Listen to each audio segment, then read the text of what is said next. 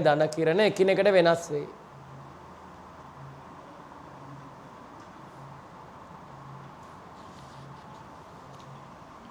H2 වායුව පිරවීමෙන්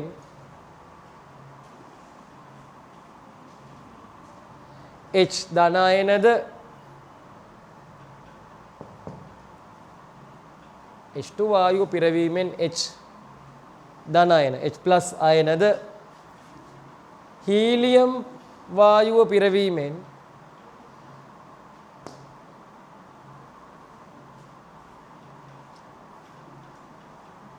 He දෙකදන අයනද He දෙකදන අයනද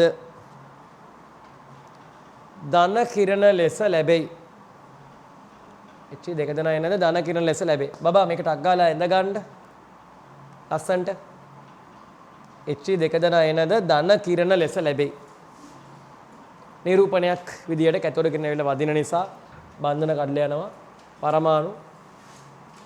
පරමාණු වලින් ඉලෙක්ට්‍රෝන ගැලවෙනවා. ධන. සරල දෙයක්.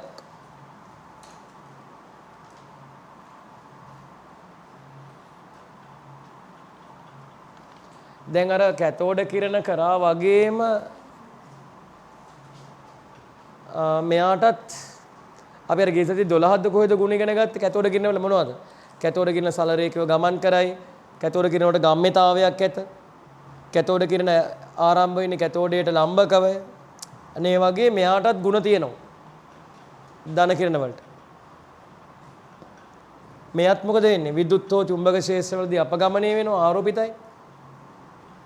හැබැයි එකම ඊබෙදීමේ මගයක් නැති එක තමයි අවුල. එකම ඊබෙදීමේ මගයක් නැති එක අවුල. අවුලක් නෑද? ඒක තමයි වෙනස.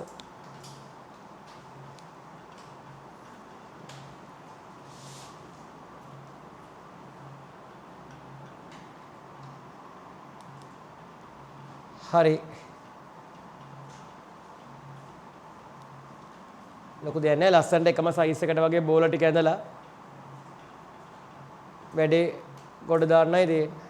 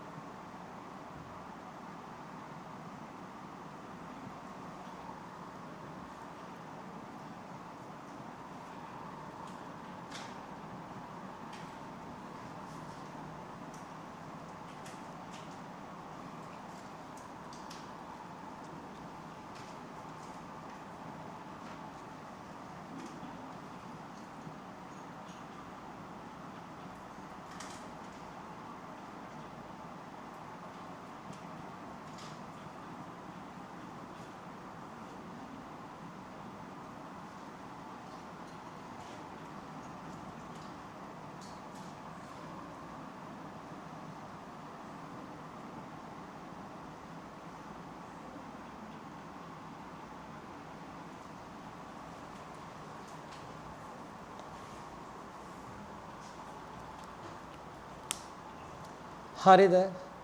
දැන් එහෙනම් මේ ධන කිරණ වල ಗುಣ කැතෝඩ කිරණ වල ලක්ෂණ ಗುಣ කියලා අපි ලියාගත්තේ 12ක් විතර. මේකේ එච්චර ලියන්නේ නැහැ. රිසෝස් බුක් එකේ 3ක් 4ක් දීලා තියෙනවා. අරවම තමයි ගම්මිතාවයක් ඇති කරන්න පුළුවන්. සල රේඛේව යනවා. මොනවා හරි පෘෂ්ඨයක් මැද දුනම ඡායා ඇති කරනවා. සිංක් සල්ෆයිඩ් තිරේ වගේ. හැබැයි මේගොල්ලෝගේ ඊබෙදීමෙන් මගේ කැතෝඩ කිරණ වගේ යුනික් අගයක් නෙමෙයි. වෙනස් වෙනවා. මේ බලන්න. හයිඩ්‍රජන් වායුව පිරවීමෙන් ලැබෙන H ධනවල ඊබෙදීමෙන් මගේ හෙව්වොත් 1:1. හීලියම් වායුව පිරවීමෙන් ලැබෙන්නේ E2 ස්කන්ධය 2. එහෙනම් ওই විදිහට. මෙන්න මේ ඊබෙදීමෙන් මගයන් ගැන පරීක්ෂණ ගොඩාක් තොම්සන්ගේ අනුග්‍රහයෙන් රදර්ෆර්ඩ් තමයි කරේ. රදර්ෆර්ඩ් මේ පරීක්ෂණ කර බැලුවා ඊබෙදීමෙන් මගේ අංශු වලින් අංශු වලට. මම පොඩි ප්‍රශ්නයක් අහන්න. ඊබෙදීමෙන් මගේ වැඩි කෙනෙක්ගේ තේරුම මොකක්ද? ඊබෙදීමෙන් මගේ වැඩි කෙනෙක්ගේ තේරුම. ඊයට මගේ වැඩි ගොඩාක් වැඩි. වැඩි මගේ වැඩි වෙන හේතුව මොකක්ද? ස්කන්ධේ ගොඩක් අඩුයි කියන එක. සැහැල්ලුම කියන එක නේද මේක? කවදා හරි ස්කන්ධේ අඩුයි කියන්නේ සැහැල්ලුයි කියන එක. යටාගේ පොඩි වෙන තරමට එන උත්තරේ වැඩි වෙනවනේ. ඉබෙදීමෙන් වැඩි වෙනවා. ඒ කියන්නේ එහෙනම් සැහැල්ලුම අංශුවක තමයි සැහැල්ලුම ආරෝපිත අංශුවක තමයි ඉබෙදීමෙන් මගේ වැඩිම. ඔම හොයාගෙන ගියාම රදර්ෆර්ඩ් විසින් ඔම හොයාගෙන ගිය අංශුවල. ඒතර එයා දැක්කා බලන් ඉන්න. එයා දැක්කා එක එක වායු වල ඉබෙදීමෙන් මගේ හෙව්වහම ඒ එන ඉබෙදීමෙන් මගයන් කිසියම් ගුණාකාරයකින් ගුණ කරොත් අන්න අර හයිඩ්‍රජන් වල ඉබෙදීමෙන් මගේ අයිසරයක් ගන්නත් පුළුවන් කියලා. එහෙනම් ඒකෙන් එයා තීරණය කරා මේ හයිඩ්‍රජන් වල තමයි සැහැල්ලුම ආරෝපිත ධනාංශුව තියෙන්නේ කියලා. සැහැල්ලුම අංශුව එයා ගාව තියෙන අනිත් අය ගාව තියෙන එවැනි අංශු කිහිපයක්. ඒකනේ 2න් 3න් 4න් වැඩි කරන්නේ. හරිද? එහෙනම් සැහැල්ලුම ධන කිරණ අංශුවට ප්‍රෝටෝනය කියන නම දෙන්නේ මෙන්න මේ ඉබෙදීමෙන් මගේ සෙවීම හරහා. හරිද? ඉබෙදීමෙන් මගේ සොයාගත්තත් එක්ක සැහැල්ලුම හයිඩ්‍රජන් වායුව මගින් ලැබෙන ධන කිරණ අංශුවට ප්‍රෝටෝනය කියන නම දුන්නා. ඒ සෑම පදාර්ථයකම පොදු වෙන බව මේ අනුව මොකද මේකේ 2 ගුණේ 3 ගුණේ 4 ගුණේ එනවා කියන්නේ ඒ වගේ ඒවා හැම පදාර්ථයකම කීපයක් තියෙනවා. එහෙනම් ඒ තියෙනවා කියන්නේ මේක හැම පදාර්ථයකම තියෙන අංශුවක් හින්දා ප්‍රෝටෝනයේ සොයා ගැනීමේ ගෞරවය රදර්ෆර්ඩ් ඒ වෙලාවෙම හිමි කරගත්තා. හරි එහෙනම් මේ දෙකම අපි ළඟට යන්න ඕනේ. චුටි මාතෘකාවක් දාන්න එතෙන්ට කලින් මෙහෙම දාලා ලියමු ධන කිරණවල ಗುಣ නැත්නම් ලක්ෂණ. ධන කිරණවල ಗುಣ නැත්නම් ලක්ෂණ. 1 ධන කිරණ සරල රේඛීය මාර්ගවල ගමන් කරන අතර ධන කිරණ සරල රේඛීය මාර්ගවල ගමන් කරන අතර ඔයාගේ රිසෝස් බුක් එකේ තියෙන විදිහටම ලියාගමු. උතර ඉවරයි. ධන කිරණ සරල රේඛීය මාර්ගවල ගමන් කරන අතර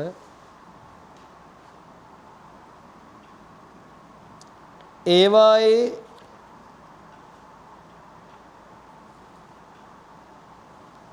පතේ තබන ලද වස්තු වල ඒවායේ පතේ තබන ලද වස්තු වල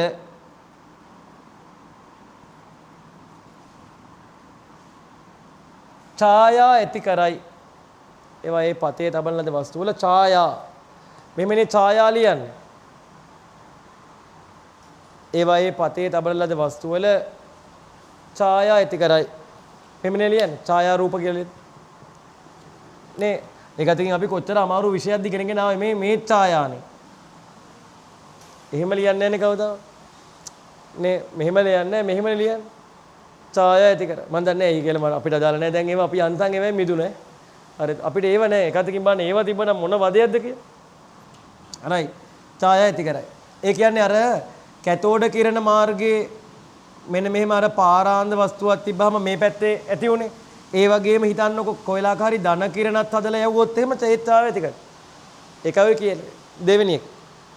ඒවා ගමන් කරන මාර්ගයේ තබන ලද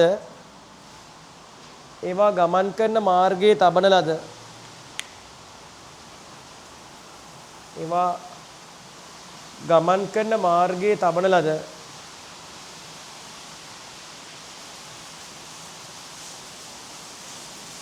ඒවා ගමන් කරන මාර්ගයේ තබන ලද හබල් සකක් ඒවා ගමන් කරන මාර්ගයේ තබන ලද හබල් සකක්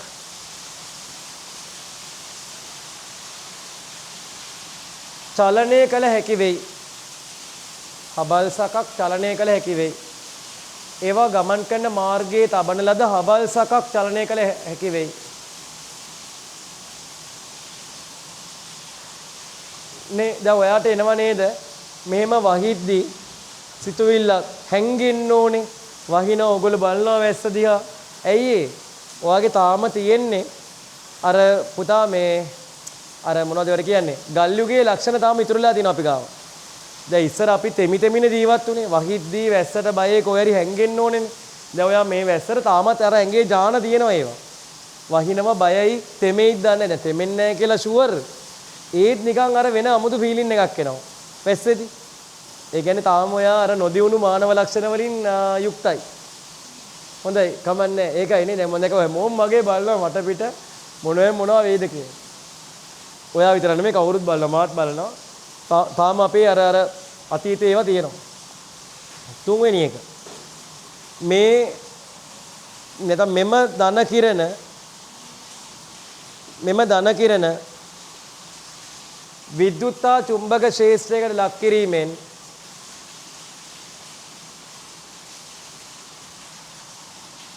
මෙම ධන කිරණ විද්‍යුත්තා චුම්බක ක්ෂේත්‍රයකට ලක් කිරීමෙන්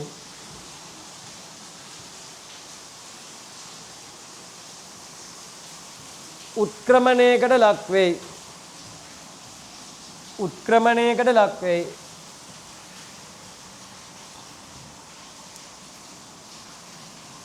හතර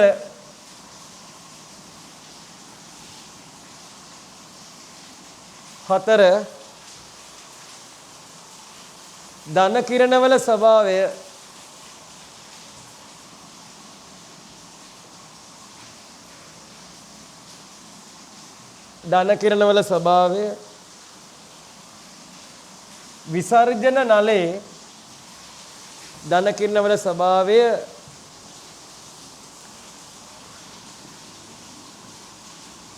විසර්ජන නලයේ මතකනේ නැත්නම් මේ කැතෝඩ නලයේ අඩංගු වායුව මත රඳා පවතී. අඩංගු වායුව මත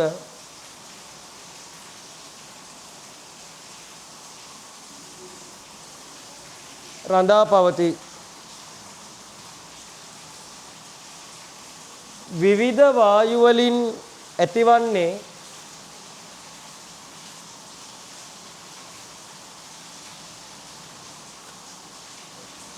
වෙනස් ස්කන්ධ හා ආරෝපණ වලින් යුතු වෙනස් ස්කන්ධ හා ආරෝපණ වලින් යුතු විවිධාකාර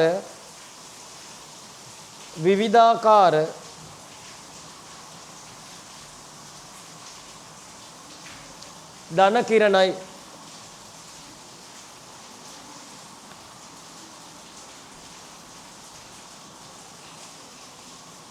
මේ නිසා ඒවායේ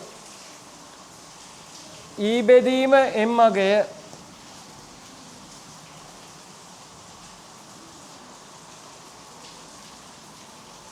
එකිනෙකට වෙනස් වෙයි. මේ නිසා ඒවායේ ඊ බෙදීම එම් අගය එකිනෙකට වෙනස් වෙයි.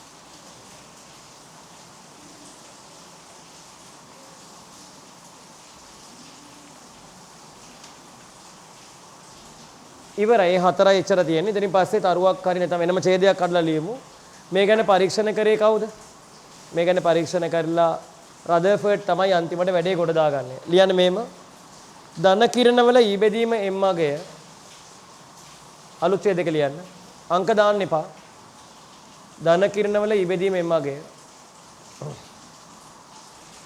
රදර්ෆර්ඩ් විසින් අධ්‍යයනය කරන ලදී. රදර්ෆර්ඩ් පට්ට පොරක්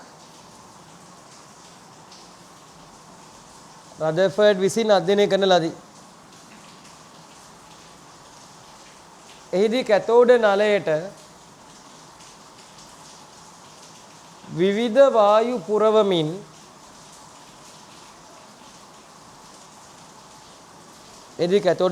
විවිධ වායු පුරවමින් ඒවායේ ඊ බෙදීම එම් අගය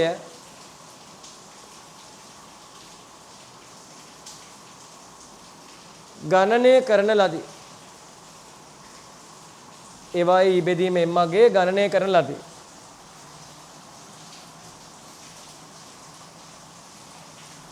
එතන ආයෙ ඡේදයක් ඇදුවත් කමන්නේ. මේ සැහැල්ලුම හයිඩ්‍රජන් වලින් තමයි වැඩිම ඊ බෙදීම එම් අගයක් ආවේ.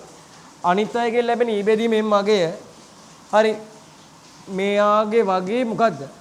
මේ එන අගයන් කිසියම් ගුණාකාරයකින් ගුණ කරාම සමාන කරගන්න පුළුවන් වුණා. පූර්ණ ගුණාකාරයක් වුණා.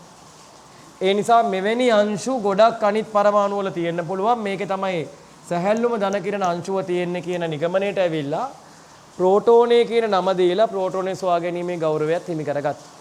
ඒ කතාව අලුත් ඡේදයක ලියමු. ඊට පස්සේ ඕක ඇඳගමු. මෙහෙම දාන්න සැහැල්ලුම H2 වායුව මගින් අලුත් ඡේදයක ලියන්න. සැහැල්ලුම H2 වායුව මගින්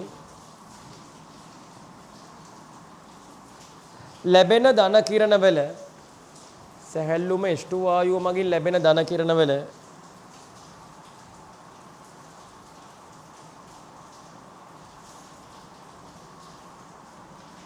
E බෙදීම M අගය වැඩිම වන බවත් E බෙදීම M අගය වැඩිම වන බවත් අනෙකුත් වායු පිරවීමෙන් ලැබෙන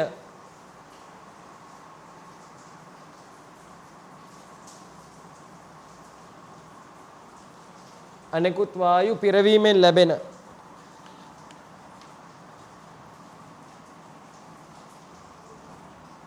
ධන කිරණ වල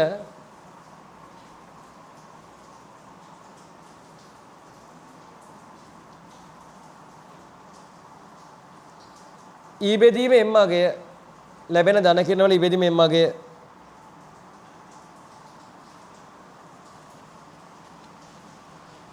මෙදී පූර්ණ සංඛ්‍යාවකින්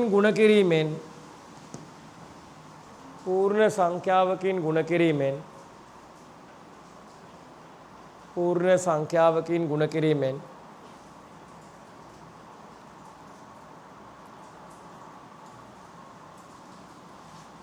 හයිඩ්‍රජන් වායුවේ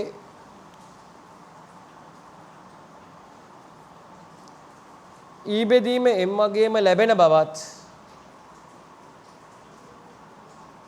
හයිඩ්‍රජන් වායුවේ E බෙදීම M අගයම ලැබෙන බවත්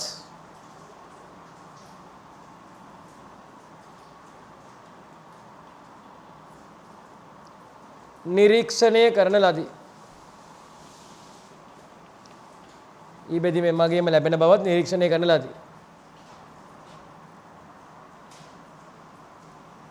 එහෙනම් මේක මේ විශාලම වෙන්න හේතුව මෙයා සැහැල්ලුම වෙන්න ඕනේ. අලුත් ඡේදයක ඕන නම් වෙන පාටක ලියුවත් කමන්නේ.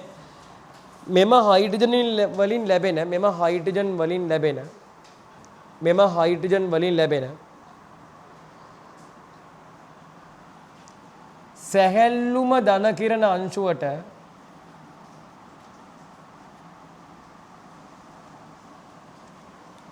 සැහැල්ලුම ධන කිරණ අංශුව කියලා කියමු. හයිඩ්‍රජන් වලින් ලැබෙන සැහැල්ලුම ධන කිරණ අංශුව ප්‍රෝටෝනය ලෙස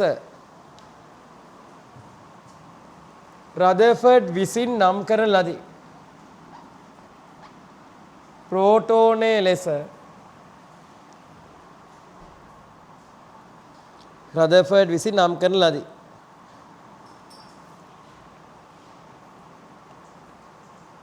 රයිට්. මෙන්න මේක චුට්ටක් දාගමුද පුතේ. හයිඩ්‍රජන් වායුව මගින් හීලියම් වායුව මගින් මෙයා හිටියොත් මේක මෙයා හිටියොත් ඒ කියන්නේ හෙන ගේමක් ගහලා තියෙන E බෙදීමේ මගේම තමයි.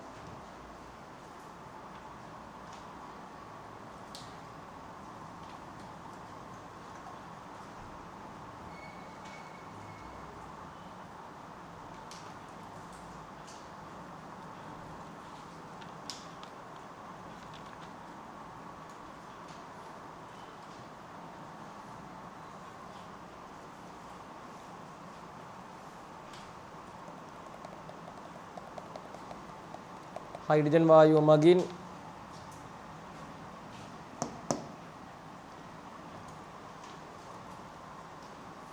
ප්‍රතිඵල එනවද දැන් මොකද තත්ත්වය? සර් මේ මතක් කරන්න එපා මේ වගේ වෙලාවක ප්‍රතිඵල දැන් අර කිව්වා වගේ ඔයා මකුල් දැල් කඩලා ගෙවල් අස්පස් කරලා එහෙම ඔයා නම් ගෙදර අතු ගන්නවා කියලා කිව්වා. හරි දැන් මින්දලා මං පන්තියේ කියන හින්දා වෙන්නේ නැති කියලා.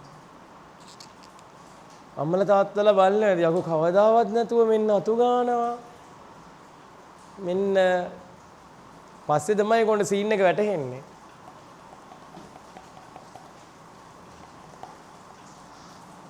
හරි ලියාගත්තද? එහෙනම් අපි කියමු මෙන්න මේ විදිහට හයිඩ්‍රජන් හරහා ප්‍රෝටෝනේ සොයාගත්තා කියන එක. එහෙනම් ප්‍රෝටෝනේ සොයා ගැනීමේ ගෞරවයත් හිමි කරගත්තා කියලා කිව්වා. ලියමු යටින්.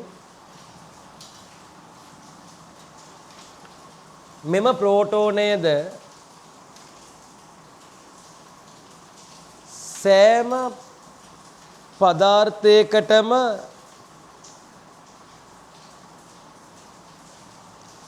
පොදු වන අංශුවක් බව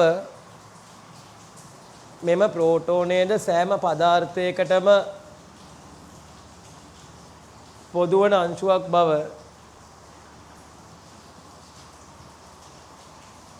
රදර්ෆර්ඩ් විසින් නිගමනය කරන ලදී.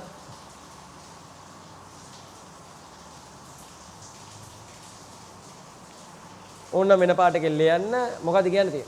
ඒ අනුව ප්‍රෝටෝනේ සොයා ගැනීමේ ගෞරවයද හිමිවන්නේ රදර්ෆර්ඩ්ට.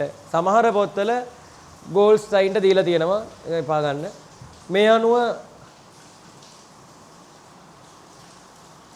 ප්‍රෝටෝනේ සොයා ගැනීමේ ගෞරවය අපි ඉස්සෙල්ලා සෑම පදාර්ථයකටම පොදු වන අංශුවක් බව රදර්ෆර්ඩ් විසින් තහවුරු කරා කියලා. මේ අනුව ප්‍රෝටෝනේ සොයා ගැනීමේ ගෞරවයේද රදර්ෆර්ඩ් හට හිමි වෙයි. රදර්ෆර්ඩ් හට හිමි වෙයි.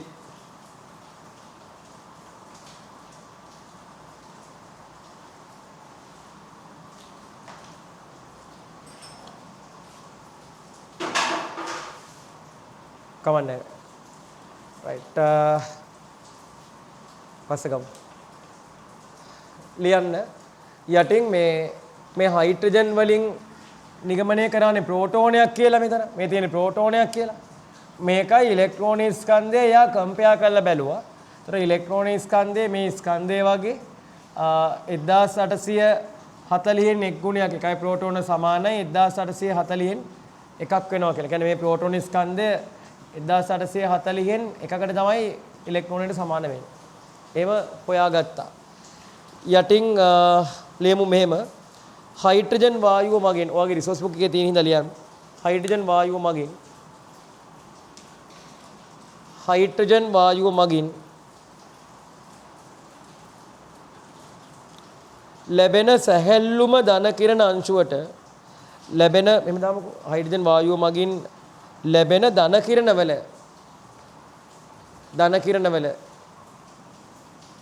හයිඩ්‍රජන් වායුව මගින් ලැබෙන ධන කිරණවල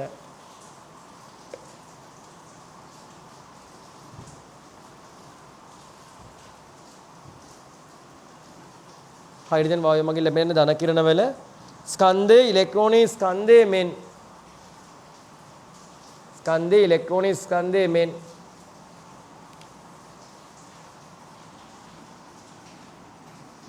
1840 ගුණයක් පමණ වෙයි. 1840 ගුණයක් පමණ වෙයි.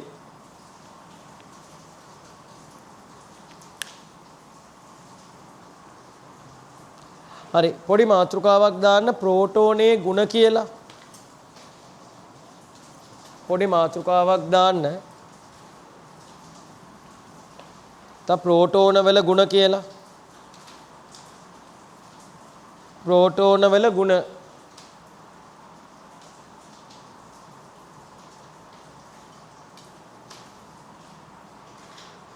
දන්නේ වලියන්නේ ලියමු 1 2 3 කීකේ දදා ලියමු. ප්‍රෝටෝනේ සාපේක්ෂ පන්තියෙන් ප්‍රෝටෝනේ සාපේක්ෂ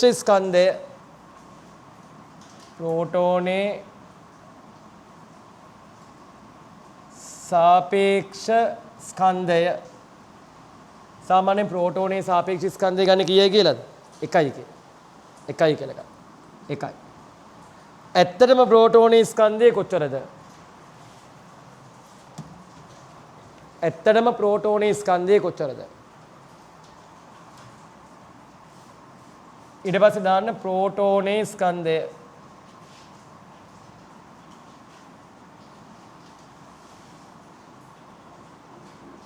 කිලෝ වලින් මතකද ගාන?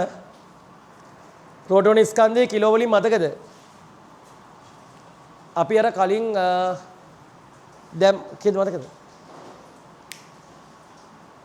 කිලෝ වලින් ඒක මතක නැතුව ඇති. නිකන් අර එක තැනක අගයක් දුන්නා වගුවක් අස්සේ මතකද ඔයාලට? ඔයාලට ඕනම් බැලුවොත් පිටිපස්සට ගියොත් හම්බ වෙයි. 1.67 2.5 වැඩි කිරීම 10 ඍණ කියලා එහෙම දුන්න මතකද 27යි කියලා. හරි. ටක් ගාලා දාගන්න. කිලෝග්‍රෑම් 10 ඍණ 27යි. ඒ වගේම මේගොල්ලෝ දීලා තියෙනවා ප්‍රෝටෝනේ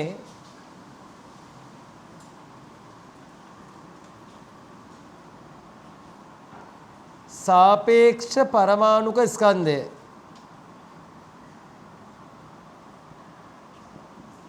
මෙතන එන්න ඕන උත්තරේ මොකක් වගේද ඔයාලට හිතෙන්නේ? නිකන් ගෙස් කරලා කියන්න ඔයාගේ අවබෝධයෙන්. ප්‍රෝටෝනේ සාපේක්ෂ පරමාණුක ස්කන්ධය කීයක් වගේ වෙයිද? ප්‍රෝටෝනේ සාපේක්ෂ පරමාණුක ස්කන්ධය කීයක් වගේද?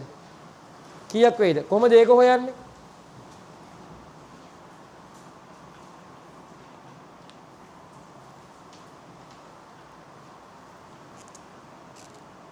right. सापेक्ष परमाणुक स्कंदे प्रोटोने किයක් වේද කොහොමද ඒක හොයන්නේ ප්‍රෝටෝනේ ස්කන්ධය කොහොමද හොයන්නේ එක ප්‍රෝටෝනයක ස්කන්ධය බෙදනවා මතකද ප්‍රෝටෝනයක ස්කන්ධය බෙදනවා කාබන් 612 පරමාණුක ස්කන්ධයෙන් කියන එකයි 12 එක මේකට කියනවා ඇටොමික් මාස් යුනිට් එකක් කියලා. එහෙන් බෙදුවාම එන උත්තරේ තමයි මෙතන දාන්න තියෙන්නේ. පාඩම් කරන්න ඕනේ 1.0 ගානක් තියෙන. යුනිට් වලින් කියලා ඕනනම් කියන්න පුළුවන්. මේක යුනිට් එකයි කියලානේ අපි කියන්නේ. එහෙනම් මෙතන එන බෙදලා එන උත්තරේ යුනිට් වලින් 1.0 දීලා තියෙනවා මේගොල්ලෝ 0.7276. කියන්නේ මෙන්න මේ යුනිට් එකක බරට ගොඩට සමානයි. ප්‍රෝටෝනේ බර කාබන් 612 පරමාණුක ස්කන්ධයෙන් 12 එකට ගොඩට සමානයි. ගොඩක් ආසන්නයි. බෙදුවාමත් එකට සමාන උත්තරයක් නේ. යුනිට් U දාන්න U. ඊට පස්සේ දාන්න ප්‍රෝටෝනේ සාපේක්ෂ ආරෝපණය. මේ ටික හරියද? 4 මම මේක වෙනස් කරනවා ප්‍රෝටෝනේ සාපේක්ෂ ස්කන්ධය නෙමෙයි මම ඔන්න 4 උඩින් දැම්මා. ප්‍රෝටෝනේ සාපේක්ෂ ආරෝපණය. ඒක කීයද? අපි රිලටිව් චාර්ජ් එක කීය කියලාද ගන්න? ඔව් +1 කියලා ගන්න එතකොට. එතකොට ගන්නේ +1 කියලා. ඇත්තටම ප්‍රෝටෝනේ ආරෝපණය කීයද? ඒක ඉතින් ඉලෙක්ට්‍රෝනේ ආරෝපණයට සමානයි. ප්‍රෝටෝනේ ආරෝපණය කූලොම් වලින්. ඒක ඉලෙක්ට්‍රෝනේ ආරෝපණයට සමානයි 1.6.2 10 කූලොම්.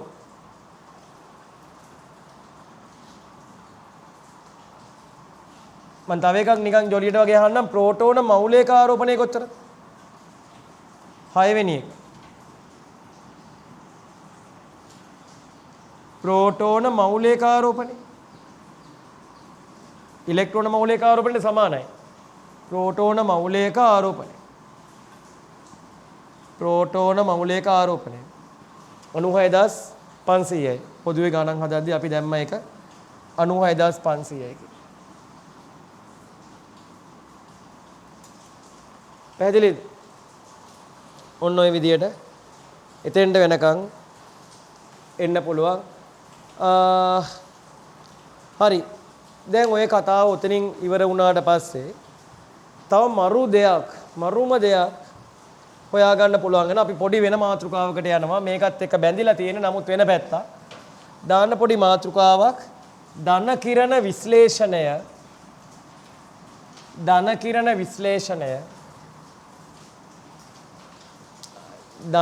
විශ්ලේෂණය නැත්තම් ඇලයිරක් දාලා ලියන්න සමස්ථානික සොයා ගැනීම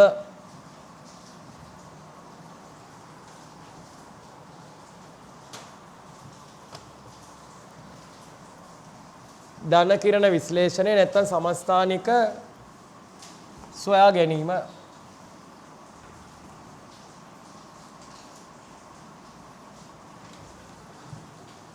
හරි. ඔයාලට මතකද අර මේ තොම්සන් ඊබෙදීමෙන් මගේ හෙව්වා.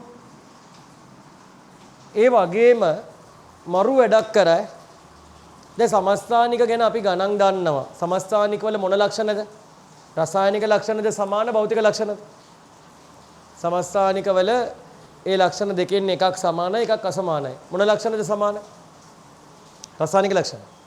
ඔව් රසායනික ලක්ෂණ සමානයි භෞතික ලක්ෂණ වෙනස්. නේද? සමස්ථානික කියන්නේ මොකද්ද? එකම මූලද්‍රව්‍යයේ එකිනෙකට වෙනස් ස්කන්ධ ක්‍රමාංක තියෙන ප්‍රභේද. දැන් මේක හොයාගන්නේ පළවෙනි වතාවට මෙන්න මේ පරීක්ෂණය හරහා. නැත්නම් මේ දැන් මෙතනින් තමයි හොයාගන්නේ. එයාගේ නම තමයි මොනටන්ද ඇස්ටන්. එයා හැදුවා මරු උපකරණයක්. ඒකට කියනවා ඇස්ටන්ගේ ස්කන්ධ ભેදමානය. මොකද්ද ભેද කියන්නේ? ભેද කියන්නේ කඩනවා. ස්කන්ධ ભેදමානය. ඇස්ටන්ගේ ස්කන්ධ ભેදමානය. ඇස්ටන්ගේ ස්කන්ධ ભેදමානය. මේ 1900 දරුවෝ 19 වගේ තමයි මේ කාලේ. තව කාලයක් ගිහිල්ලා. ඒ කියන්නේ ඉලෙක්ට්‍රෝනේ ප්‍රෝටෝනයත් හොයාගෙන සෑහෙන කාලයක් ගිහිල්ලා 1919 දී තමයි සමස්ථානික හොයාගන්නේ පුතා. කොහොමද හොයාගන්නේ? මම නිකන් ඔයාලට තේරෙන්න උදාහරණයකට කියන්නම්. ඇස්ටන් ගත්තේ නම් මම මේ ගන්න හදන වායුව නෙමෙයි අහගන්න. ඇස්ටන් ගත්තේ වෙන වායුවක්. මම ගන්නම් ඔයාලට පැහැදිලිව කියලා දෙන්න මට ලේසි නිසා හයිඩ්‍රජන් වායුව. මේක ඇතුලේ පුරවලා තියෙනවා හයිඩ්‍රජන් වායුව. දැන් ඔයා දන්න දේ තමයි හයිඩ්‍රජන් වායුවට මේ මොහොතේදී ඔයා දන්නවා මොනවද තියෙනවද? සමස්ථානික තියෙනවා කියලා දන්නවනේ. අපි දන්න දේ පාවිච්චි කරමු. සමස්ථානික තියෙන මේ හයිඩ්‍රජන් කිව්වට මේකේ තියෙනවා එකිනෙකට වෙනස් නේද? හයිඩ්‍රජන් කිව්වට මේකේ තියෙනවා එකිනෙකට වෙනස් මොනවද? සමස්ථානික තුනක්. එක්කෙනෙක් තමයි ප්‍රෝටියම්. ඒක තමයි වැඩිපුරම තියෙන්නේ. ඊට පස්සේ ඩියුටීරියම්. ඊට තර ගොඩාක් අඩුවෙන් තමයි මෙන්න මේ ටිට්‍රියම් තියෙන්නේ. ඔය තුනම තියෙනවනේ. ඔන්න දැන් මේ මුල් කාලේ මේවා හොයාගෙන තිබුණේ නැහැ. දැන් කොහොමද හොයාගත්තේ? මරු වැඩකින් හරි. මේ වගේ සවිවර කැතෝඩයක් පාවිච්චි කරලා එයත් කරේ හයිඩ්‍රජන් වායුව පුරවලා. ඒතර හයිඩ්‍රජන් වායුව කියන්නේ මේ තුනම තියෙන්න පුළුවන් බබා. හරිද? වැඩිපුරම තියෙන්නේ කවුද? අපි දන්න දේ සාමාන්‍යයෙන් දන්නවනේ එයා. හැබැයි එයා හයිඩ්‍රජන් නෙමෙයි පිරෙව්වේ.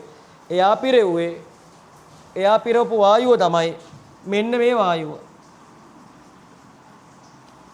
එයා පිරෙව්වේ නියෝන් වායුව. මම ඔයාලට කියලා දෙන්න ලේසියට මට ගාන හදලා පෙන්නන්න ලේසියට මම හයිඩ්‍රජන් ගන්නවා. අවුලක් නැහැ. හරිද? එයා නියෝන් පිරෙව්ව අපි හයිඩ්‍රජන් පුරවමු. ඔන්න හයිඩ්‍රජන් මේක ඇතුලේ ඉන්නවා. කැතෝඩ කිරණ එනවා. කැතෝඩ කිරණ එන හින්දා මේකේ තියෙන වායුව මත වැදිලා මේකෙන් හැදෙනවා ධන කිරණ. ඒවා මේ සිදුරු හරහා ගමන් කරනවා. මෙන්න මේ ධන කිරණ අර ගේ සතියේ වගේ පුතා අහගන්න. ගේ සතියේ වගේ තොම්සන් කරා වගේ මේ ධන කිරණ මෙයා විසින් කරේ ඇස්ටන් විසින් මේ ධන කිරණ එළියට ගත්තා. මේ ධන කිරණ මතකද ගේ සතියේ කරේ මේ කැතෝඩ කිරණ එළියට ගත්තා. ඊට පස්සේ සුපුරුදු පරිදි එයාගේ උපකරණේ වගේමයි ත්වරක ඉලෙක්ට්‍රෝඩ තිබුණා. හරි ත්වරක ඉලෙක්ට්‍රෝඩ ඇක්සලරේටර්ස් තිබ්බා. ඊට පස්සේ යා අර වගේමයි විද්‍යුත් හරි චුම්බක හරි ශේෂ්ත්‍රයකට යොමු කරා. දැන් මේවා ධන. මේවා ධන. එතකොට මම ගන්නවා මේ පැත්ත ඍණ කියලා ලේසියට මේ පැත්ත ධන කියලා ගන්න. ධන කිරණ නිසා මෙයා මොකද එන්නේ මේ ඍණ පැත්තට හැරෙනවා. දැන් ඔයා කැතෝඩ කිරණ යවුවනම් අනිවාර්යයෙන් මෙතන සිංක් සල්ෆයිඩ් තිරේ තිබ්බහම මේ තිරේ තැන් කීයක මේ ඇවිල්ලා වදිනවද කැතෝඩ කිරණ තිබුණා මොන වර්ගේ හැදුවත් මේ තිරේ එක තැනක විතරයිනේ හෝස් ගාලා වතුර වැක්කිරනවා වගේ වැක්කරේ. හැබැයි දැන් මොකද උනේ?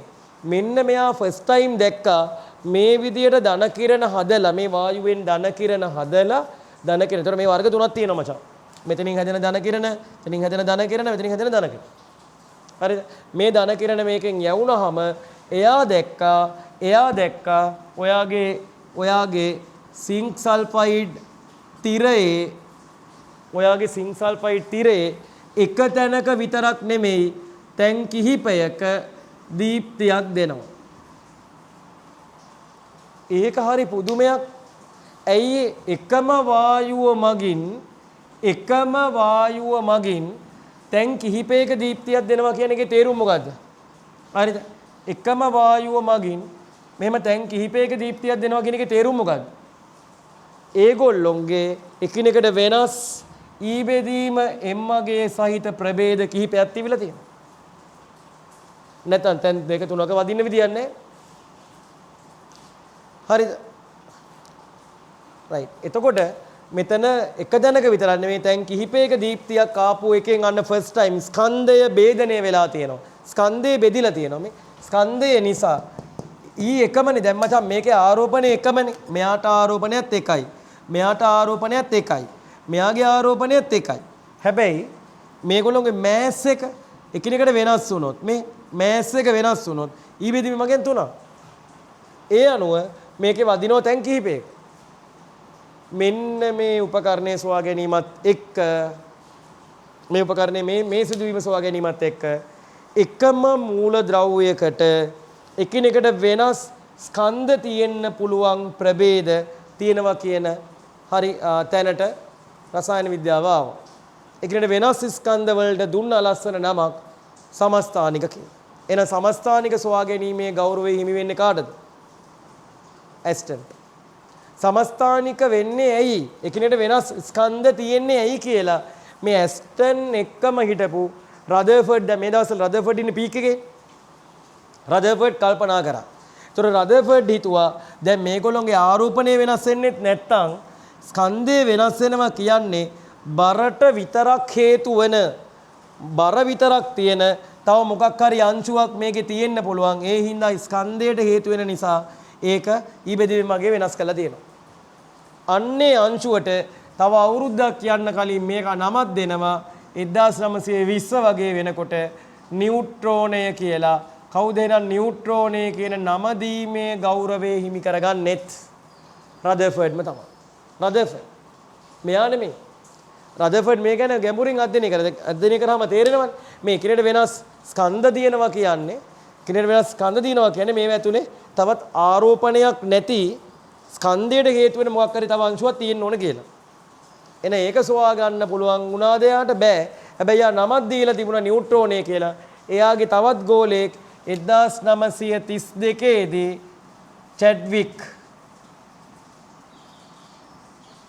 චැඩ්වික් විසින් 1932 දී නියුට්‍රෝනය ප්‍රායෝගිකව හොයා ගන්නවා. 1932 වෙනකන් ඉන්න වෙනවා. එයා තමයි කියන්නේ. දැන් මෙතෙන්දී උනේ මොකද්ද? මෙතෙන්දී උනේ අර ධන කිරණ හදලා මචං මේ ධන කිරණ හදලා මේ වගේ තොරක ඉලෙක්ට්‍රෝඩ දාලා ත්වරණය කරලා විදුත් හරි චුම්බක හරි ශේෂ්ත්‍ර දීලා අපගමනය වෙනවද කියලා බැලුවාම එක තැනක නෙමේ තැන් කිහිපයක දීප්තියක් ලබා දීලා තියෙනවා නම් ඒකෙන් ඔයාලට නිගමනය කරන්න පුළුවන් එකිනෙකට වෙනස් ස්කන්ධ තියෙන ප්‍රභේද මේකට තියෙනවා කියලා වායුවට. එකිනෙකට වෙනස් ස්කන්ධ තියෙන ප්‍රභේද වලට කියනවා මොන තානිකද? සමස්ථානික. ඒ ස්කන්ධ තියෙන්න හේතුව මොකද්ද කියලා බැලුවා කවුද? රදර්ෆර්ඩ්. ඇයි ස්කන්ධ වෙනස් වෙන්නේ? ස්කන්ධ වෙනස් වෙන්නේ ස්කන්ධයක් තියෙන අමතර අංශුවක් මේගොල්ලන්ට තව තියෙන්න ඕන. මේ වෙනකන් හොයාගෙන නැති අමතර අංශුවක්. ඒ අමතර අංශුවට ඒක ස්කන්ධයක් විතරයි තියෙන්නේ ආරෝපණයක් නැහැ. නියුට්‍රල්. ඒ නිසා නියුට්‍රෝනය කියන නම තුන. හැබැයි නියුට්‍රෝනේ හොයාගන්න පුළුවන් වෙන්නේ නැහැ. නියුට්‍රෝනේ හොයාගන්න පුළුවන් වෙන්නේ නැහැ කාටද? එයාට. හරිද? නියුට්‍රෝනේ සොයා ගැනීමේ ගෞරවය හිමි කරගන්නේ චැඩ්වික් 1932. මෙන්න මේ තාක්ෂණය හරිද? මේකේ තාක්ෂණය දැන් මේ වෙනකොට පට්ට දියුණුයි මචං. පට්ටම දියුණුයි. හරිද? මේකේ තාක්ෂණය මාරම දියුණුයි. තප්පරය හරි. රයිට්. මේ තාක්ෂණය කොච්චර දියුණුයිද කියනවා නම් දැන් මේ උපකරණයට නම වෙනස්. මේකට දැන් කියන්නේ වා විශ්වවිද්‍යාලේ ගියාම ඉගෙන ගනි ස්කන්ධ වර්ණාවලිමානය.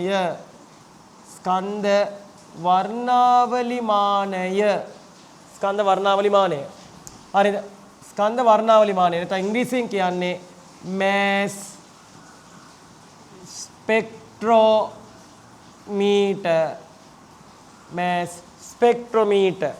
mass spectrometer. mass spectrometer එකෙන් අපිට පරිගණක තිරයක ඕනම් print out එක අපුදා print out එකක් ගන්න පුළුවන්. ඒකට කියන්නේ ස්කන්ධ මෙච්චර මේවා යවලා අරහින් ධන කිරණ හදවලා තොර කෙල ඒ ඔක්කොම ඔටෝමැටිකලි කරගන්න පුළුවන්. ස්කන්ධ වර්ණාවලියක් බලන්න පුළුවන්. ස්කන්ධ වර්ණාවලිය මේකට කියනවා ස්කන්ධ වර්ණාවලියට කියනවා mass spectroscopy photocopy වගේ mass spectroscopy මේ බලන්න right මෙන්න මේ ස්කන්ධ වර්ණාවලියෙන් හෝ නැත්නම් මේ ස්කන්ධ ભેද මානෙන් ආපු මේ තොරතුරු වලින් අපිට නිගමනය කරන්න පුළුවන් දේවල් කීපයක් තියෙනවා. ප්‍රධාන හතරක් තියෙනවා. මොකද්ද? එක තැනක නැතුව තැන් කිහිපයක දීප්තිය ගෙන දෙනවා නම් ඒ අදාළ මූලද්‍රව්‍යයට මොන තානික තියෙනවද? කියන්නේ සමස්ථානික තියෙනවා. එහෙනම් සමස්ථානික පවතීද නැද්ද යන්න සමස්ථානික පවතීද නැද්ද? දෙවැනි එක මේ වදින මේ ඩොට්ස් ගාන අණුව තීරණය කරන්න බැරිද සමස්ථානික කීයක් තියෙනවද කියලා? පුළුවන්. ඒ කියන්නේ වෙනස් ස්කන්ධ නම් අනිවාර්යෙන් එකම වායුවේ ඩොට් කීපයක් තියෙන්න පුළුවන්. එහෙනම් මොකද ඊළඟට? පවතින සමස්ථානික ගණන තුන්වෙනි එක මේ එක් සමස්ථානිකයේ කොච්චර පරිසරයේ සුලභයිද කියලා තීරණය කරන්න බැරිද? ඇයි? ඔයා දන්නවා දැන් හිතන්න ඔයගොල්ලන්ගේ අපි හිතමු වක්කාරි වතුර ලීක් වෙන තැනක් තියෙනවා. එතන එක තැනකින් නෙමෙයි දැන් කිහිපයකින් ලීක් වෙනවා. ඒතර අර පොළොවට වතුර වදිලා හිල් වෙලා තියෙන ප්‍රමාණයෙන් තීරණය කරනවා මෙන්න මෙතන ලොකු සිදුරක් තියෙනවා අනිත් ඒවා ඊට වඩා කුඩයි කියලා. නේද? ඒ වගේ දැන් මෙතන මේ වදින වැදිල්ලට හරි වදින එක තැනක හරි ගොඩාක් වැඩි නම් එයා වැඩි. අනිත් ඒවා ඉඳලා හිටලා වදිනවා නම් ඒවා අඩුයි. තේරුණාද? ඔයා දන්නවද ස්කන්ධ වර්ණාවලිය කොයි වගේද කියලා? මේ තියෙන්නේ ස්කන්ධ වර්ණාවලියක් එන්නේ මචං මේ වගේ. මෙන්න මෙහෙම පීක් එනවා මේ. ඔන්නෝම පීක්ස් එනවා. මේ පීක් එකේ උසෙන් කියන්නේ එයාගේ පරිසරයේ තියෙන සාපේක්ෂ මොනතාවේද? සුලභතාවයේ වැඩිපුර ඉන්න මේ පීක් එක ඉන්ටෙන්සිටි එක වැඩි. ඔයාට ආසයිද ඒක ඇත්ත පික්චර් එකක් කොයි වගේද කියලා බලන්න. මම ගත්තු එකක් තියෙනවා මම ඒක ඔයාගේ ටියුට් එකට දැම්ම ගන්නකො ඔයාගේ ටියුට් එක තියෙනවනේ. ඔයාගේ ටියුට් එක තියෙනවා නම් මම හිතන්නේ පරමාණුක ව්‍යුහයේ ටියුට් එක ගන්න. මම ගත්ත එකක් ඔයාට හම්බ වෙයි පිටු අංක දරුවෝ 19. මෙන්න මේකේ පිටු අංක 19ට යන්න. මේක කියවන්න බබා. ඔයා දැක්කද එතන උඩ තියෙනවා අර ඇනෝඩ් කිරණ අමතර කියවීමක් කියලා. පිටු අංක 19 යට පිටු අංකේ තියෙන ඉක්මනට බලන්න. right.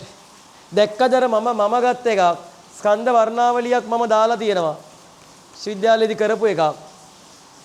දැක්කද අර පීක්ස් දැන් ඔයා බලයි මොනවද තියෙන කියලා ඒව ඔයාට තාම තේරෙන්නේ නැහැ. තේරෙනවද? ඔය 1 2 මේකේ කීයක් තියෙනවද සමස්ථානික වගේ ගත්තොත්? ඒ කියන්නේ වෙනස් ස්කන්ධ ක්‍රියා කීයක් තියෙනවද?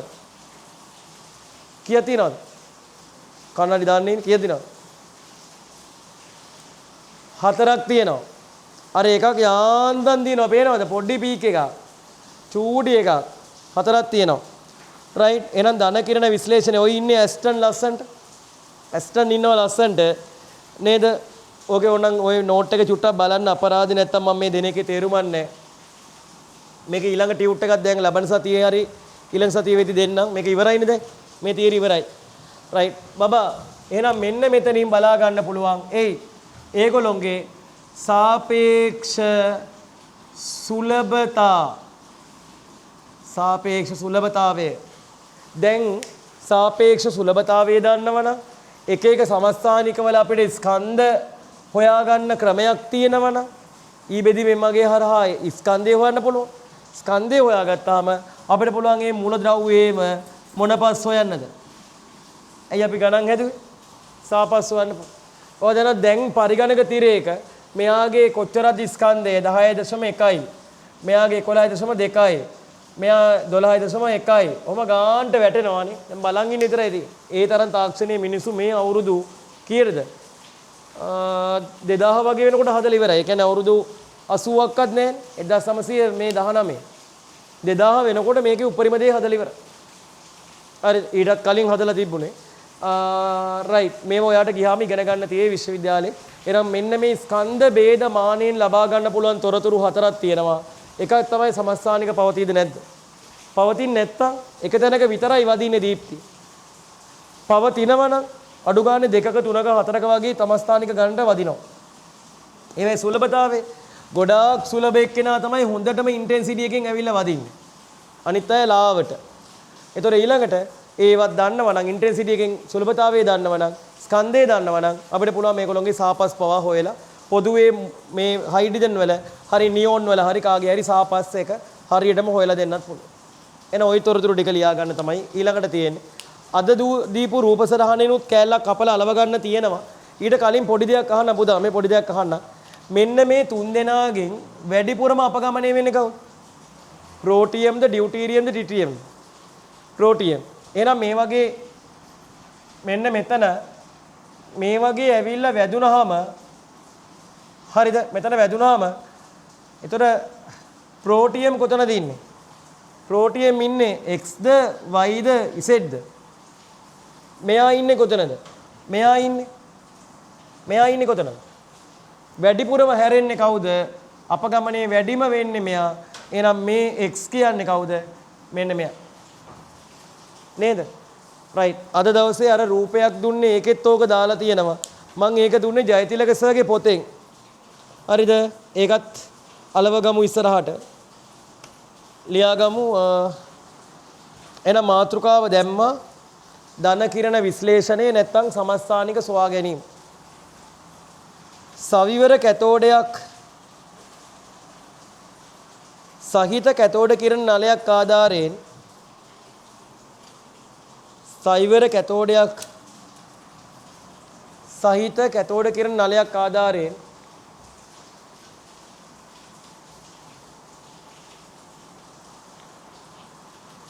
සවිවර කැතෝඩයක් සහිත කැතෝඩ කිරණ නලයක් ආධාරයෙන්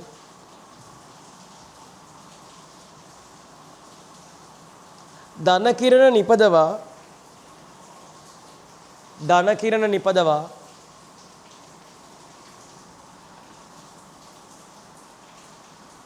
ඒවා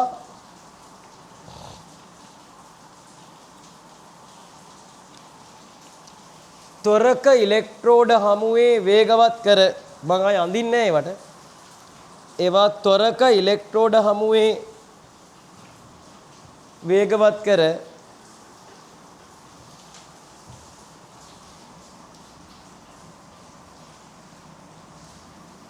විද්‍යුත් හා චුම්බක ක්ෂේත්‍රයකට ලක් කිරීමෙන් විද්‍යුත් හෝ කියලා දැම්මත් කමන්නේ විද්‍යුත් හෝ චුම්බක ක්ෂේත්‍රයකට ලක් කිරීමෙන් විද්‍යුත් හෝ චුම්බක ක්ෂේත්‍රයකට ලක් කිරීමෙන්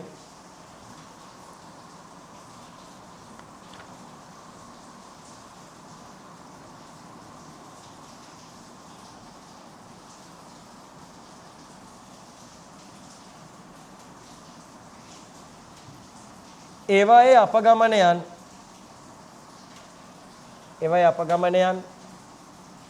සිංක් සල්ෆයිඩ් තිරයක් ආධාරයෙන්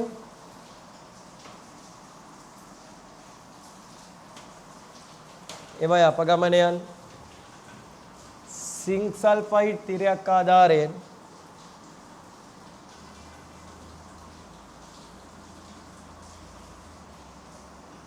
නිරීක්ෂණයෙන්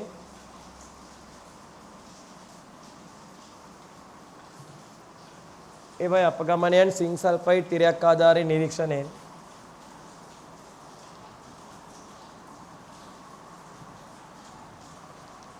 තිරේ එකවර ස්ථාන කිහිපයක දිලිසුම් ඇති කරන බව තිරේ එකවර ස්ථාන කිහිපයක දිලිසුම් ඇති කරන බව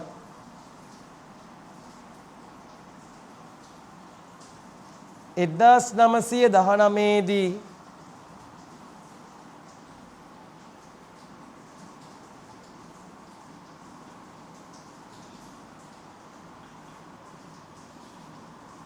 ඇස්ටන් විසින් 1919 දී ඇස්ටන් විසින්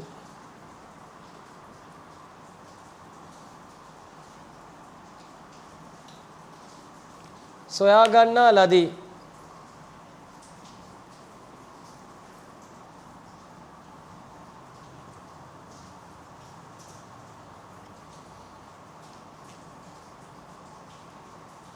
එතන මෙයා යොදාගත්තේ හයිඩ්‍රජන් නෙමෙයි මම කියලා දෙන ලේසියට හයිඩ්‍රජන් ගත්තේ.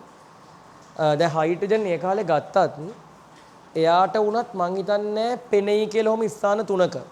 ඇයි කියන්නේ? පුදා ඇයි කියන්නේ පුදා? හයිඩ්‍රජන් ගත්තත් ඇයි පේන්නේ නැති කියන්නේ? ඇයි අර ප්‍රෝටියම් කියන සමස්ථානිකේම 99.9ක් විතරම තියෙන්නේ යා.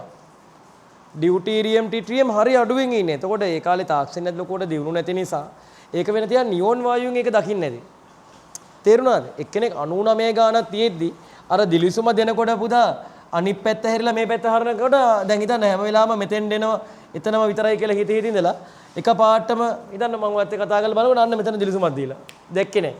මිස් වෙන්න පුළුවන් නේ. ඉඳලා හිටලා තව තැනක දෙකක දිලිසුමක් දුන්නොත් ඒක එච්චර කැපිලා පේන්නේ නැහැ. ඒ හින්දා වෙන්නේ නැති යා හයිඩ්‍රජන් ගන්න නැතුව නියෝන් වගේ එකකදී ආ ඒක දැක්කේ. හයිඩ්‍රජන් වලට පෙනුන්නේ නැතුව ඇති. පස්සේ තාක්ෂණයේ දිනුවත් එක හයිඩ්‍රජන්ගෙන් තඳුර ගත්තානේ. හැමෝගෙම තියෙනවා කියලා. කාටද සමස්ථානික නැහැ කියලා තාම හොයාගෙන තියෙන්නේ. හොයාගෙන නැතේද සමස්ථානික?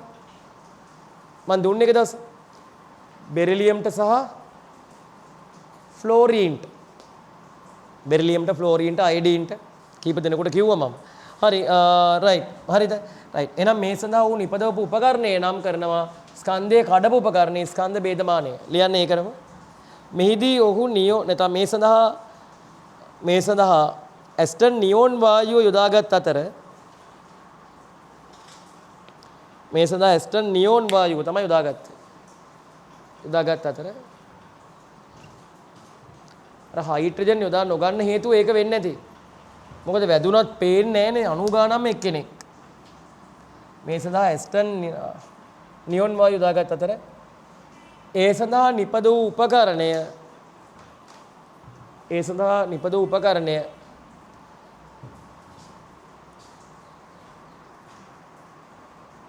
ස්කන්ධ ભેදමානය වෙයි. මොන වෙන පාටින් හර ලියන්න හොඳට ඔලුවට යන්න. ස්කන්ධ ભેදමානය වෙයි.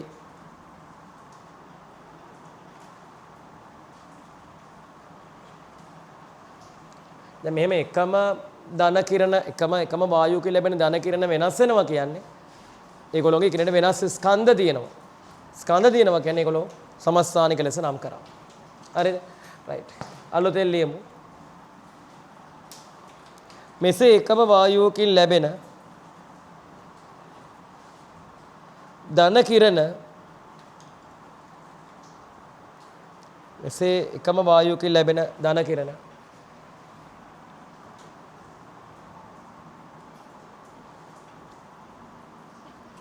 එකිනෙකට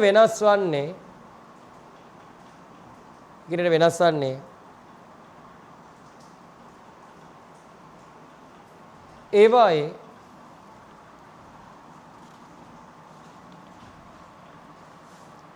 එකිනෙකට වෙනස් ස්කන්ධ සහිත ප්‍රභේද පවතින බැවිනි.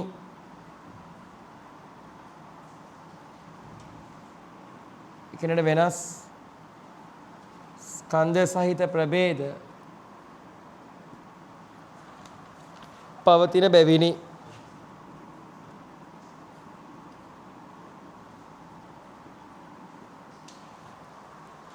මේවා ඔන්න මේ වචනේ හරිය පස්සේ highlight කරන්න. වෙන පාටක ලිව්වත් කමන්නේ. මේවා සමස්ථානික ලෙස හඳුන්වයි. මේවා සමස්ථානික ලෙස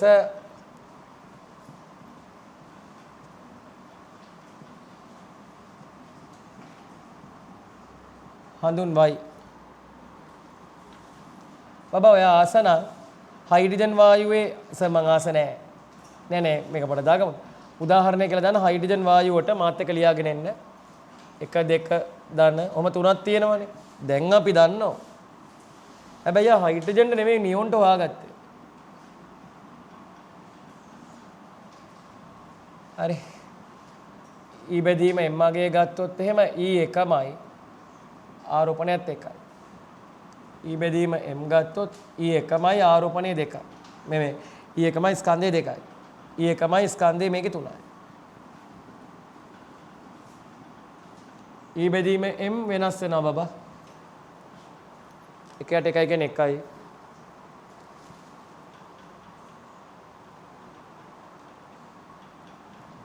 මේ බිඳුව බෙදීම බිඳුව කීයද? බිඳුව බෙදීම බිඳුව අනන්තය. වැරදි නේ මෙතන. මොන අනන්තයද? ධන අනන්තයක් හෝ ඍණ අනන්තයක් දෙපැත්තටම තියෙන්න පුළුවන්. ධනද නෙන්ද කියලාත් කියනවා. අර ගණන් වල එහෙම අපි පිස්සු නිකන් පොඩි පොඩි දේවල් කරනවා නේද? පොඩි පොඩි පිස්සු දේවල්. වඩ පුළුවන් ද ගණන් වලින් 1 සමානයි 3යි කියලා පෙන්නන්න? පුළුවන් නේ? 1 සමානයි 3යි කියලා? බෑ. නේද මොකක් හරි මොකක් ඔයා කියන ඕනම සංඛ්‍යාවක් මට සමාන කරලා පෙන්නන්න පුළුවන්. 1 සමානයි 1යි නේ වෙන්න ඕනේ 1 සමානයි 3යි වගේ එකක්. පුළුවන් නේ? right.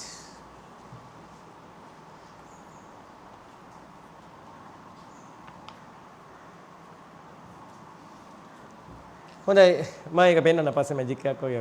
ඕ චූටි දේවල්. ගණන් ඒ ගණන් වල වැරද්ද කොතන තියෙන කියලා එහෙම හොයාගන්න පුළුවන්ද? මේ ටික ලිව්වා. ඊට පස්සේ අපි කියමු දැන් නූතනේ ස්කන්ධ වේදමානයේ තාක්ෂණي උප්පරිම කරලා ස්කන්ධ වර්ණාවලි මානයක් කියලා එකක් හදලා තියෙනවා. ඒකෙන් ස්කන්ධ වර්ණාවලිය කියලා එකක් ගන්න පුළුවන්. මෙන්න මේ වගේ පින්තූර එන්නේ. කොහොම හරි ස්කන්ධ වර්ණාවලියෙන් හෝ ස්කන්ධ වේදමානයෙන් හෝ ඉස්සර හරි මෙන්න මේ තොරතුරු හතර ගත්තා. මේක පස්වෙනි එක බොරුවක් දීලා MCQ එකකට මරුවට ප්‍රශ්නේ ඔයාට වනසන්න පුළුවන්.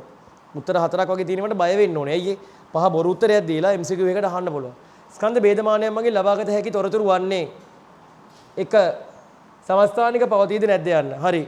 පවතින සමස්ථානික ගණන සමස්ථානික වල සුලභතාවය එම මූලද්‍රව්‍යයේ සාපේක්ෂ පරමාණුක ස්කන්ධය. හරි. ඔහම දීලා මොකක් හරි එම මූලද්‍රව්‍යයේ භෞතික ගුණ මොකක් හරි බොරුවක් දෙනවා. එතකොට ඔයාට පුළුවන්. භෞතික ගුණත් ඔයාට පුළුවන්. ඔයාට ඔක්කොම පුළුවන්. හරි. ඔයා ගන්න එහෙමනේ. හැබැයි එහෙම නෑ. හොඳට කියවලා බලලා අදාළ ප්‍රශ්නෙට ටාගට් කරලා ලියන්න. හරි. මේ ටික තියෙනවා ඔයාට කියන්න කියලා. අපි ලියමු යටින්. නූතනේ ස්කන්ධ ભેදමානී තාක්ෂණය. නූතනේ ස්කන්ධ ભેදමානී තාක්ෂණය. නූතනේ ස්කන්ධ ભેදමානී තාක්ෂණය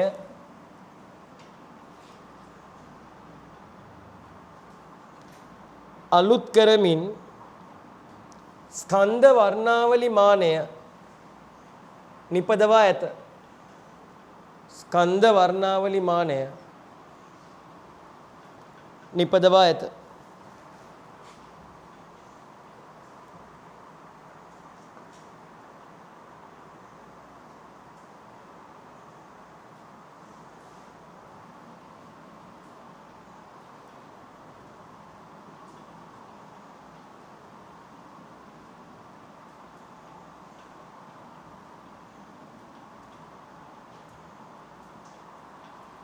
හරිද?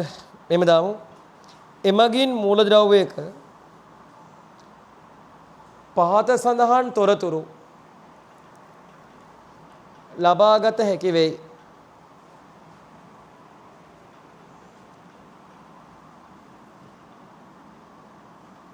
එමගින් මූලද්‍රව්‍යයක පහත සඳහන් තොරතුරු ලබාගත හැකි වෙයි.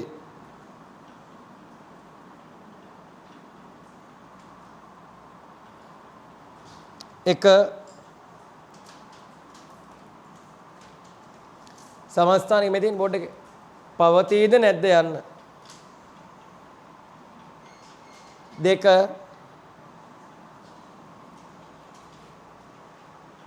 පවතින සමස්ථානික ගණන.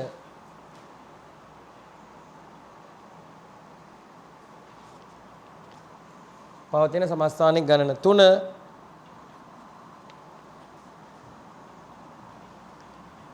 එක් සමස්ථානිකයේ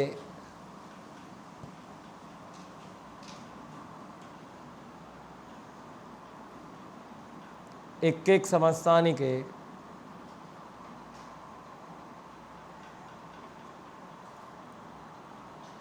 සාපේක්ෂ සුලභතාවය 4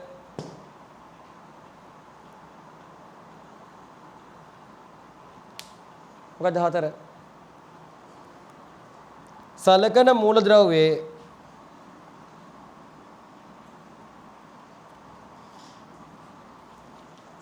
මූලද්‍රව්‍යයේ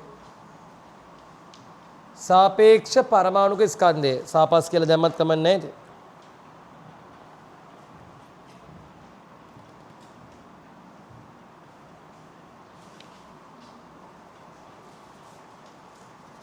ලෙමු මෙම තොරතුරු ස්කන්ධ වර්ණාවලියක් කරහා තයිහෙත තොරතුරු ස්කන්ධ වර්ණාවලියක් කරහා ලබාගත හැකිය.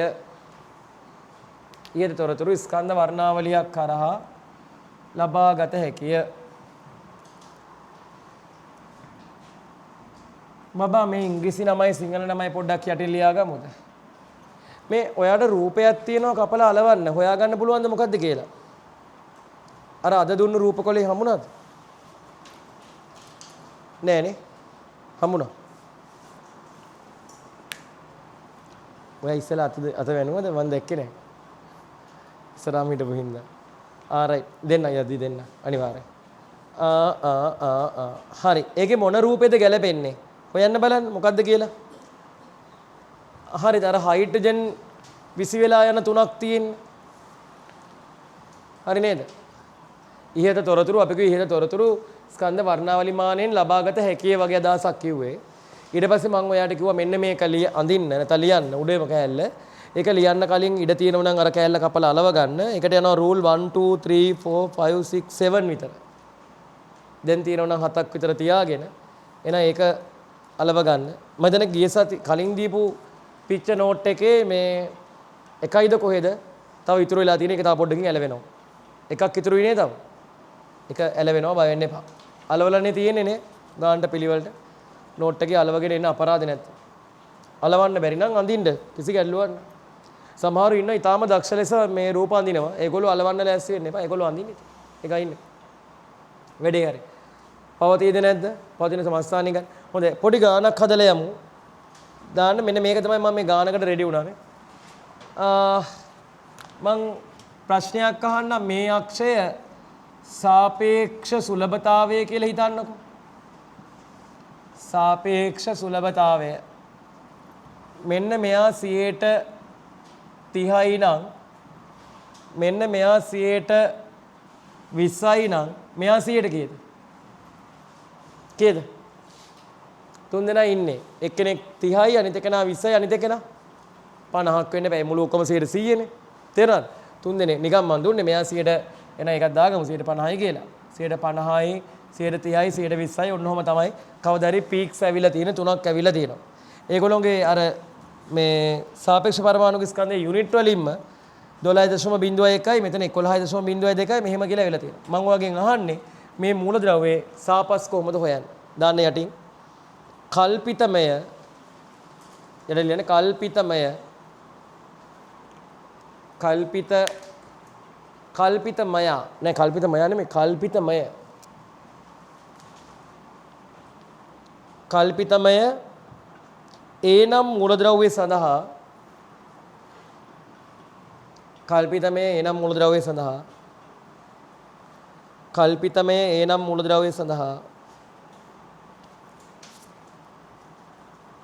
ධන කිරණ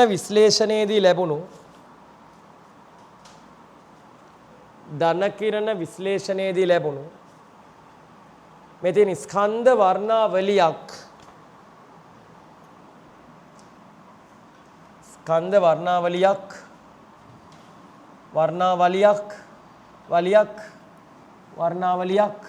අර රූපේ කපලා අලව ගන්න ඉඳ තියාගත්තනේ අඩු ගානේ මේකෙන් පස්සේ හරි තියන්න බැරුණා ස්කන්ධ වර්ණාවලියක් පහතින් දැක්වේ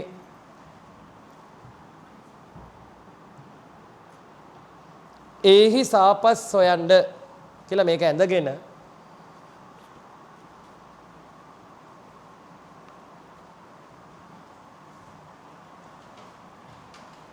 ඒ වල සාපස් හොයන්න බලන්න තනිය. ඔක අඳින්න ඇඳලා ඒහි සාපස් කියලා දාලා අරගන්න බලන්න.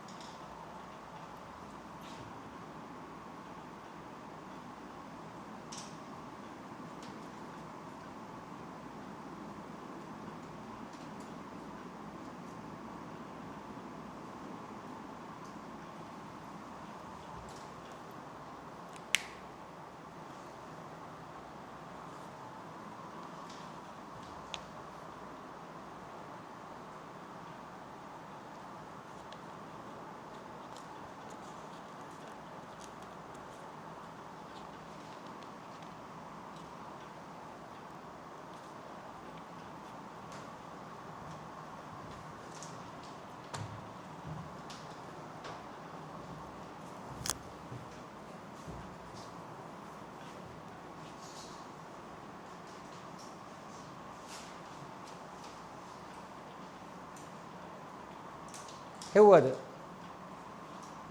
කොහමද ගන්නෙ? දැන් මේක අර මතකද මේ ගාන ඔරිජිනලි හදන විදිහ අපි කලින් ඉගෙන ගත්තා. එතෙන්ට නැති කෑල්ලක් අද එකතු වුණා. මේ වගේ කොහොමද මේගොල්ලෝ හොයාගන්නේ කියලා සමස්ථානික තියෙනවද නැද්ද කියලා හොයාගන්නේ ස්කන්ධ ભેද මානය හරහා නැත්නම් ස්කන්ධ වර්ණාවලි මානය හරහා. ඒතර අපිට කෙලින්ම ඒහි සාපස් කියලාම මැච් එක ගහන්න පුළුවන්.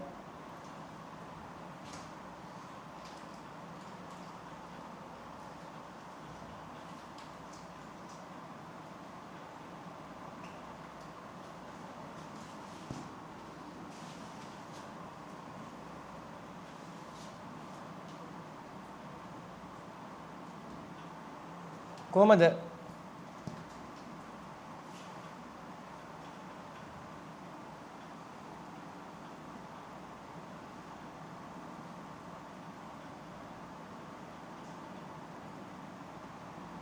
එහෙනම් ගන්නේ 10.01 ගානේ බර තියෙන අය 50%ක් ඉන්නවා කියලා හිතන්න පුළුවන්.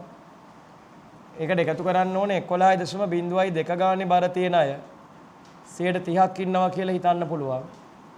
මේ ගාන අපි හැදුවා කලින් මේ වගේ ගණන් හැදුවා 12.01ක් බාර තියෙන අය ඊටු 120 ඉන්නවා කියලා හිතන්න පුළුවන්. එකෙක්ගේ බර බලන්න මේක 100ෙන් බෙදන්න ඕනේ. කොහොමනේ කරන්න තියෙන්නේ හරිම විදිය?